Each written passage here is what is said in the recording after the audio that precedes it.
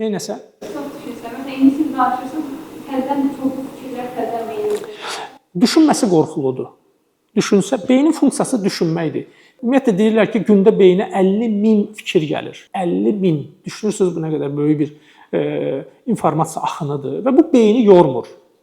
Beyni bilirsiniz nə yorur? Ora gələn neqativ informasiyaya köklənmək beyni yorur. Sən neqativə köklənsən, o səni yoracaq. Ona inansan, o səni yoracaq. Ancaq gözəl fikirlər beyinə gəlirsə, sən o neqativlərdən yayınmağı bacarırsansa, onlar səni yormayacaq. Beyin nə qədər işləyirsə, nə qədər tənqidi yanaşırsa, o qədər suallar yaranır. Nə qədər sənin beynin passiv olursa, bir yerə köklənirsən, özünü sorğulamırsan, beyin işləmirsə, onda öz problemini də görmürsən, zəif yerlərini də görmürsən. Kitabları oxuyanda, çıxışlarda, təlimlərdə mən özümü başlayıram daha yaxşı təhlil eləməyə. Danışırlar, görürəm ki, bu məndən danışır. Danışırlar, görürəm ki, bu mənim problemimdən danışır. Və ya da kitabda oxuyuram, anlayıram ki, mənim illərdir həll edə bilmədiyim problemin kökü bundan irəli gəlir. Və ya da bəzən bir fikrə rast gəlirsən, o səni sakitləşdirir. Məsələn, Erik Fromm'un o fikri təkəbbürün kökündə özünə nifrət dayanır. Ondan sonra təkəbbürlü insanlara sən qəzəblənə bilmirsən və onlara acıyırsan, onlara yazığın gəlir. Sadə bir sözlə ancaq sənin nə qədər içində olan hissləri ram eləmək və səbəb olur.